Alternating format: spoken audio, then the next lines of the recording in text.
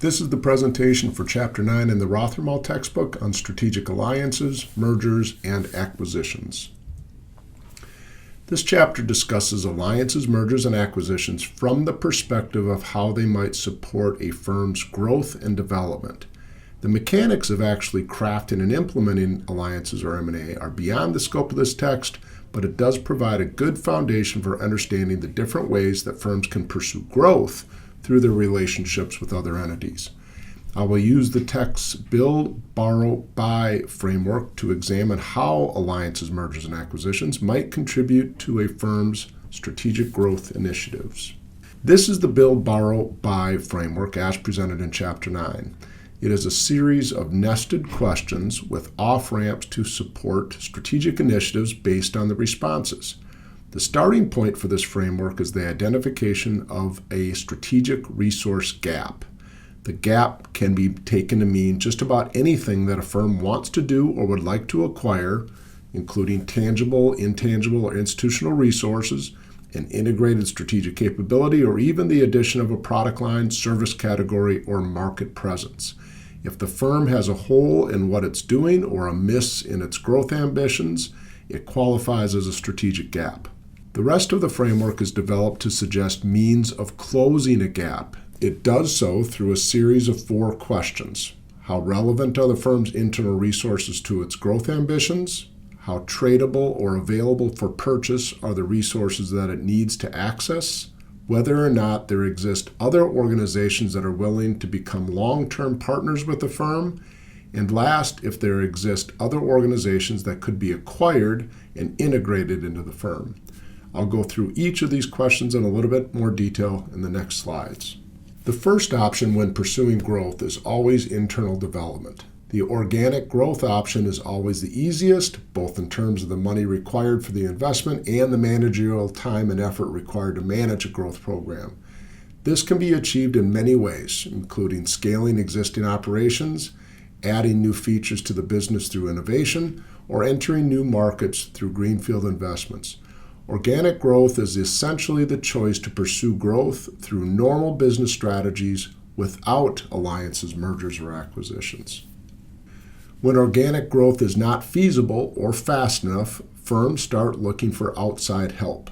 This happens when potential partners own something that the firm can't develop efficiently on its own, such as proprietary technologies or specific capabilities, or the partners have established investments or market reach that would be overly costly for the firm to replicate or take too long to achieve. Firms buy things from other firms all the time through market transactions. When a firm creates a partnership with another firm, it is signaling a more stable and persistent relationship.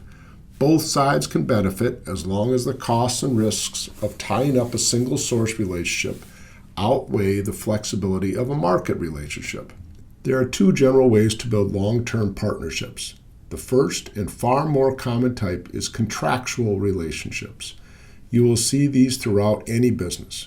For instance, almost every firm is a partner for processing payroll, such as ADP, Paychex, or Gusto. Almost every company has persistent relationships with an accounting firm, a law firm, and a marketing agency. In fact, these relationships can be so seamless that employees of a partner firm might even have offices within the company's location, or ID tags that give them access to buildings. These contractual alliances allow the sourcing firm to concentrate on its own core business activities while being confident that key auxiliary activities, such as payroll or legal services, will be taken care of. However, the relationship does not go beyond contractual agreements, so the partnerships can be severed if things go wrong. More permanent relationships arise when 2 partners share ownership positions. This can occur when one company invests equity and receives an ownership stake in its partner, or when 2 entities mutually provide equity to create an independent organization called a joint venture. These harder-to-break tie-ups between organizations signal long-term intentions for the 2 companies to work closely together. The relationships become so inseparable that the resulting business activities can result in something new, a new product or service offering, new technologies or knowledge bases, or even new market presences that were not available to the originating firms on their own. Exhibit 9.2 from the chapter summarizes the different types of alliances covered in the text. This slide presents an abridged version of it. The table provides key distinctions between the different types of alliances, highlighting the pros and cons of each. The point of the table is to highlight the specific strategic purposes of the different types of alliances. The use of each can play a role in a firm's pursuit of growth and development through the utilization of strategic resources held by a partner firm. Alliances, of course, remain relationships between two separate entities, even if secured by solid contracts or even equity swaps. That means each partner is always going to have its own final goals and perhaps ulterior motivations. It can always break free from the partner. When closing a firm's strategic gap requires seamless integration of resources held by another firm, the correct response is mergers and acquisitions. While mergers and acquisitions are distinct terms, they result in the same outcome: two firms combining their ownership, assets, and activities into a single entity, even if the term merger suggests more of a combination of equals, while an acquisition signals that one dominant firm takes over another.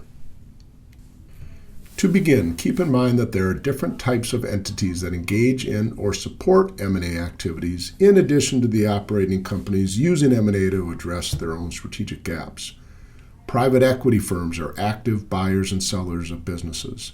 Venture capital firms and angel investors are not really M&A players, but act as investors in early-stage firms. However, these investors receive their returns when those developing firms go through capital events, such as initial public offerings or the sale of equity to something like private equity firms. Last, there are a range of professionals that support M&A transactions, including investment bankers, attorneys, due diligence facilitators, and integration specialists. There are two general rationales underlying M&A transactions, or the theses driving an acquiring entity to purchase a target firm. The first is a financial rationale. This investment thesis is no different than the reason an individual buys a particular stock. The acquirer thinks the target firm is worth more than its current price. In M&A, things get a little bit more complicated than regular investing because the acquirer buys the entire firm and takes control of its operations, rather than just buying some individual shares. The acquiring entity will often make changes to the target's strategies or its capital structure in pursuit of the additional value. Elon Musk's purchase of Twitter in 2022 is a great example of a financial purchase, even if the deal had some twists and turns. Moving back to the topic of addressing strategic gaps, a great deal of M&A activity is based on two versions of strategic rationales. Let's start with entry into targeted industries. This is attractive to a firm that wants to expand into a particular product market segment, but doing so organically would take too much time or would involve brutal competition with industry incumbents. As such, market entry rationales for M&A can either support business strategies if the target is in the same or adjacent industry segments as the acquirer, or corporate strategies if the target would diversify the acquiring firm's industry participation. For instance, Microsoft acquired LinkedIn in 2016. This would be an example of a corporate strategic initiative because Microsoft, to that point, had very limited exposure to any type of social media business, meaning that adding LinkedIn diversified the firm. On the other hand, Microsoft has had a long presence in gaming, so its acquisition of Activision is more of a bolt-on to an existing line of business, making it a business strategy initiative. The second main type of strategic rationale for M&A arises when an acquiring firm purchases a target because its activities are so similar that the combined entity can be more efficient than the two companies operating independently. In 2019, Schwab purchased TD Ameritrade, and BB&T merged with SunTrust to create Truist. In both cases, the thought was that sharing the back office and administrative functions of the banks would make the combined entities more valuable than if they remained independent. However, as mentioned in the text, if these combinations significantly lower customer choices, thereby reducing the positive effects of market competition, these deals can be scrutinized by antitrust regulators. Briefly, I want to mention a couple of challenges that make M&A activities risky.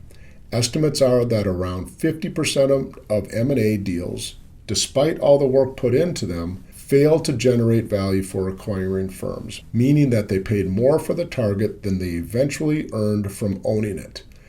If you are interested, do a search on the biggest M&A failures, and the degree of losses will surprise you, even if sophisticated firms like Time Warner, Microsoft, Daimler-Benz, and Google are on the list.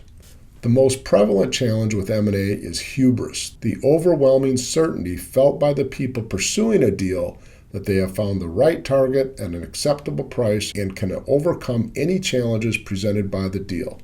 People that work in M&A are often very aggressive, and their self-confidence can lead to mistakes, even to the point of dismissing information that should stop them from pursuing a deal. Second, target firms know much more about their internal conditions than do acquiring firms.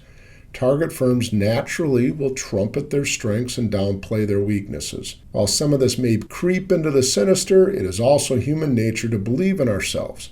But putting a shine on a firm's characteristics may lead to unpleasant surprises down the road for the acquiring firm. Third, and arising from the first two, finding the right price to pay for a target is extremely challenging. While some acquisitions involve publicly traded firms, setting the premium that an acquirer will have to pay to take the target out of the market involves a great deal of insight. The objective is to find a price that makes the deal work for the acquirer and will be accepted by the target.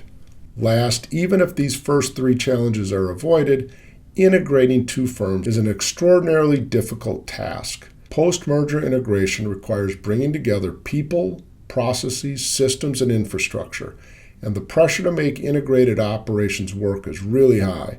This is where the acquiring firm realizes the payoff of a deal. Failure here can ruin what was even a good acquisition. Last, there is a flip side to the build, borrow, buy framework, and that is spin-offs, also known as divestitures. Spin-offs occur when a business unit can be carved out from a parent organization and is worth more as an independent firm or as a target of an acquiring firm. Firms consider spin-offs if a unit is no longer part of its strategic vision or is underperforming. When this happens, the three most common types of moves are listed here. Management buyouts occur when the senior managers of a particular unit raise capital to buy the unit from the parent organization. These moves are often supported by investment groups that bring in equity, and often lots of debt financing to make the deals work. They are also known as leveraged buyouts. Units can also become the targets of acquirers. In this case, the parent organization sells just one of its units to an acquirer rather than the entire firm. An example here is VMware, a cloud computing and internet security firm. It has been acquired and then spun off several times by firms such as EMC and Dell Computers. In 2022, it was again traded hands, this time to Broadcom. Last, if a unit is truly failing, it can simply be closed. This is essentially declaring bankruptcy for that particular unit. To summarize, the build, borrow, buy framework walks you through the options available to firms in their pursuit of growth. The easiest and cheapest is always organic growth, or further developing the firm's existing resources, activities, and assets through business strategies. The remaining options involve working with other firms. If another firm can provide specific contributions to a firm's activities, contractual arrangements are typically the answer. If two firms believe they can develop something interesting by working together over the long term, equity alliances come into play. And if a firm wants to make a big leap forward in terms of its market presence or its portfolio of resources, capabilities, and core competencies, it can acquire a target firm. On the other hand, firms spin off units that are not part of its strategic vision or are simply failing. And that concludes this presentation.